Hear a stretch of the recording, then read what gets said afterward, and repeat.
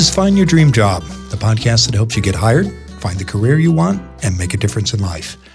I'm Mac Pritchard, founder and publisher of Mac's List. To get your dream job, you need clear goals, great skills, and a good network. You also have to know how to look for work. One of the best ways to get good at job hunting is to talk to people who do it well. That's why once a month on our show, I interview a Mac's List reader who found a job they love. Our guest shares how they did it and offers their best job search tips. Our guest today is Lori Aoki. She's the physician recruiter for the Vancouver Clinic in Vancouver, Washington.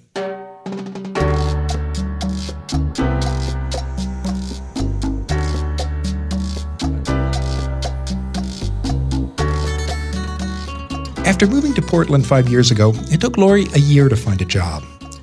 Not surprisingly, she says her search was discouraging at times. But Lori found ways to build resilience.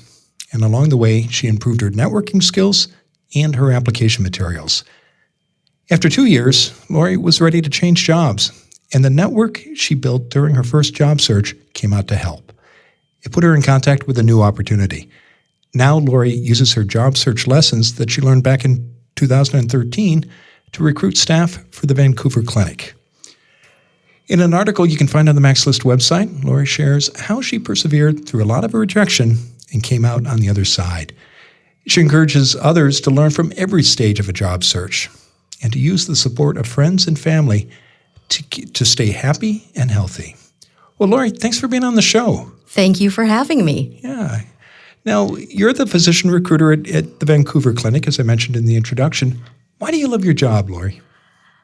You know, I love my job now because I get to meet really interesting people and I get to connect them to their dream jobs. And what's more rewarding than that? I mean, I go to work every day. I wake up every day and I go to work and I look forward to going to work, which is how I know that I found a really great job.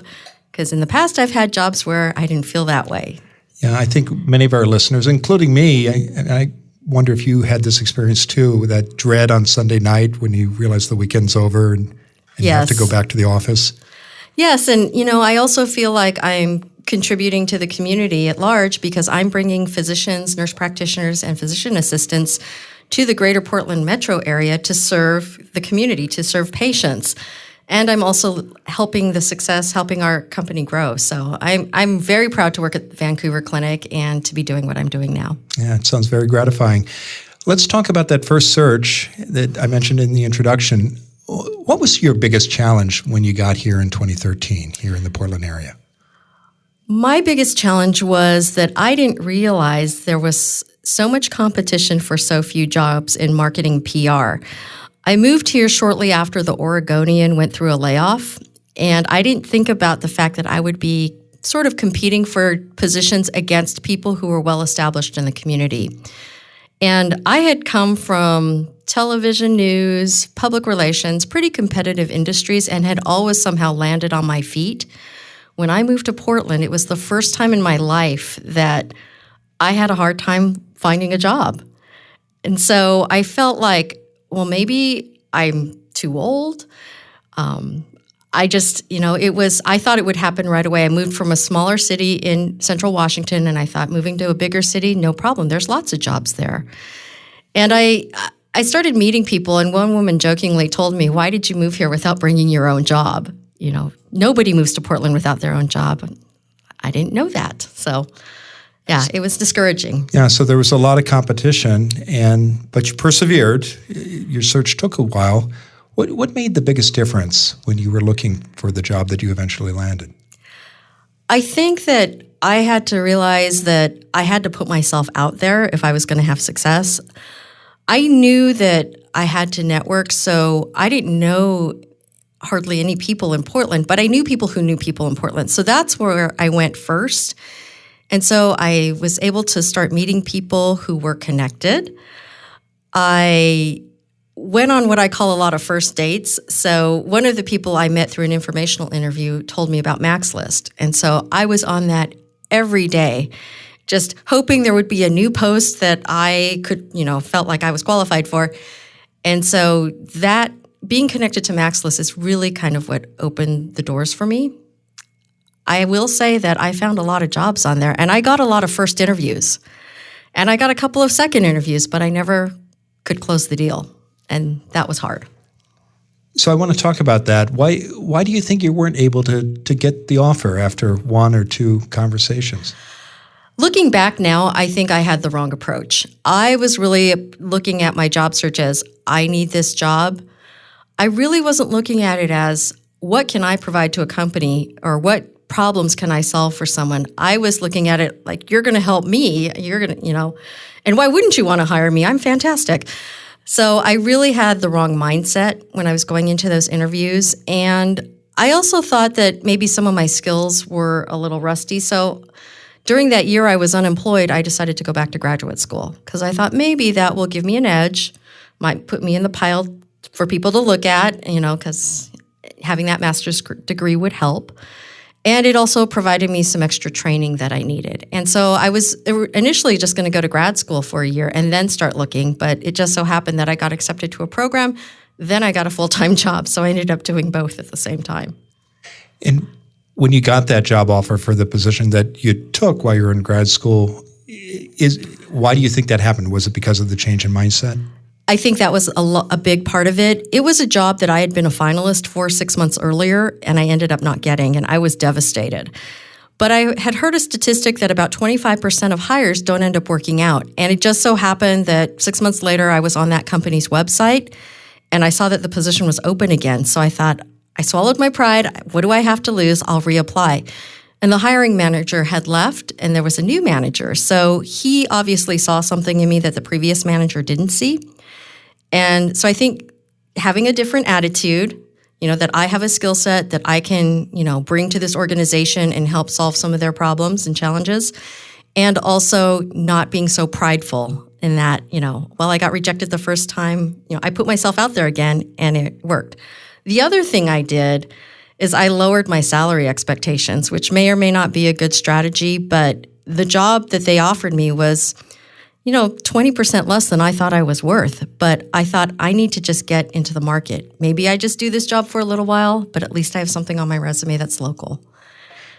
That's a hard choice to make. And I know people have to sometimes choose, do I take a position that pays less than I was earning, or do I wait? And I certainly sympathize because in my own career, there have been times when I've taken lower paying jobs, but there's a dignity and satisfaction that comes from work, isn't there?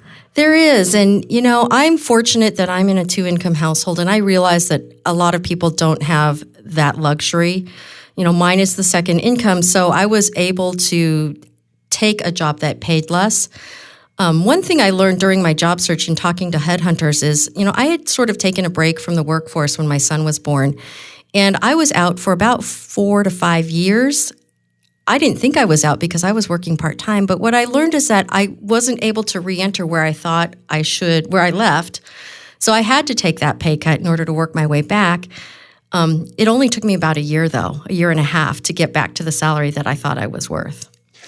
I want to talk about the job at the Vancouver Clinic that followed, but before we do that, something else you touched on in your article was as you did interviews, you started to go back and look at your application materials and your resume, and you'd make changes, wouldn't you? Yes, I did. In fact, I listened to a lot of podcasts. I read a lot of blogs.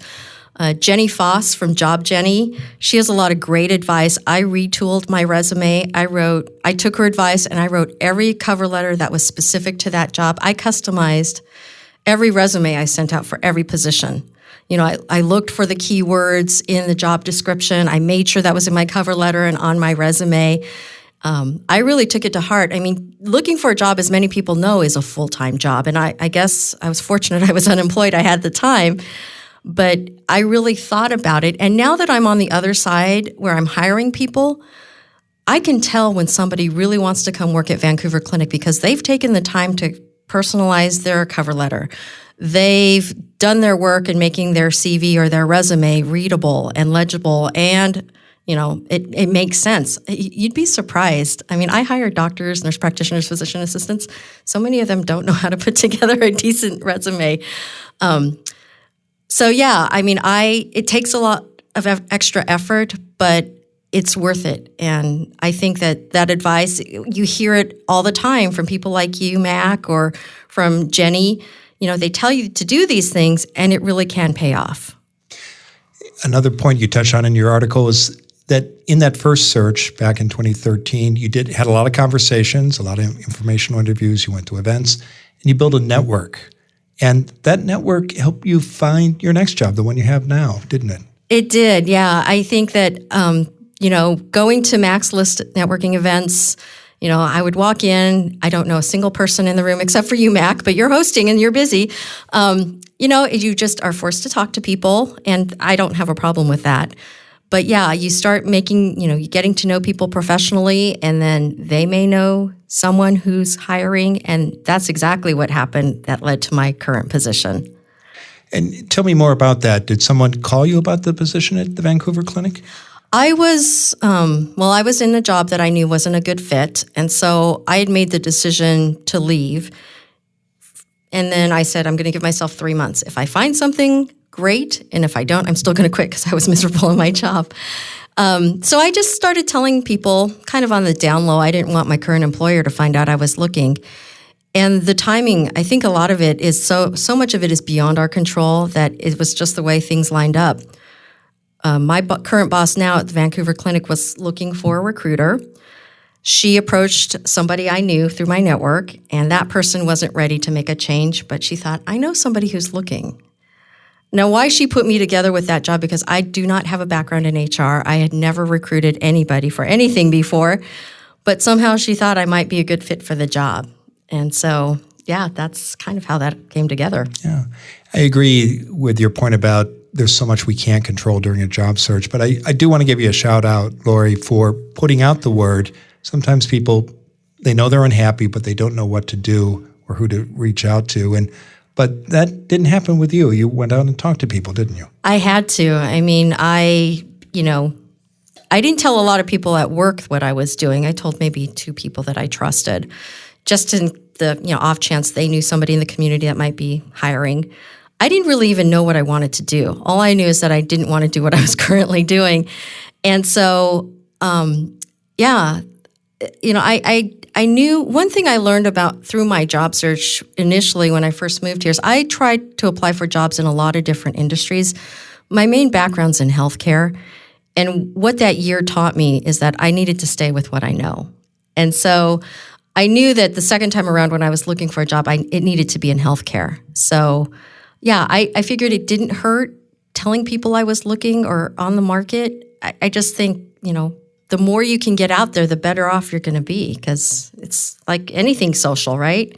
The more people that are looking for you, the more opportunities are going to come your way.